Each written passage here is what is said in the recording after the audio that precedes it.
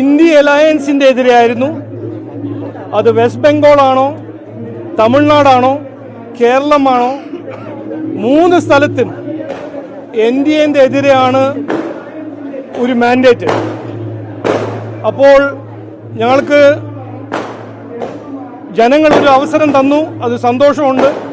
ഞാൻ അതിനൊപ്പം പറയാൻ ആഗ്രഹിക്കുന്നത്, നിയമം ജനങ്ങളോട്, ഞാൻ ഇവിടെ 2024 വന്നപ്പോൾ ലോക്സഭയിൽ മത്സരിച്ചപ്പോൾ ഏറ്റവും കൂടുതൽ സ്നേഹവും പിന്തുണയും കിട്ടിയത് എനിക്ക് നിയമത്തിൻ്റെ ജനങ്ങളുടെ അടുത്തുനിന്നായിരുന്നു.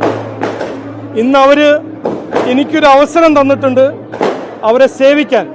ഞാൻ ഇന്നു മുതൽ നിയമത്തിന് ജനങ്ങളുടെ പ്രധാന സേവകനായി മാറും എന്ന് ഞാൻ പറയാൻ ആഗ്രഹിക്കുന്നു.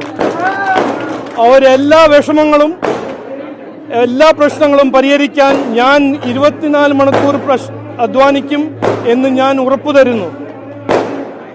അതുമാത്രമല്ല, ഇന്ന് ഞാൻ ഇവിടെ നിൽക്കുമ്പോൾ BJP NDAന്റെ എല്ലാ പ്രവർത്തകരും, എൻ്റെ സഹപ്രവർത്തകരും എല്ലാവരോടും നന്ദി പറയാൻ ആഗ്രഹിക്കുന്നു.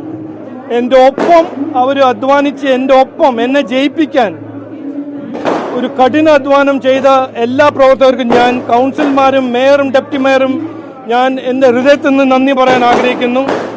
ഞാൻ അവരുടെ ഒപ്പം ഇന്ന് നാടിനു വേണ്ടി, നിയമത്തിനു വേണ്ടി, കേരളത്തിനു വേണ്ടി പ്രവർത്തിക്കും എന്ന് ഞാൻ ഇന്ന് വാഗ്ദാനം തരുന്നു, ഉറപ്പു തരുന്നു. എല്ലാവർക്കും നന്ദി, നമസ്കാരം.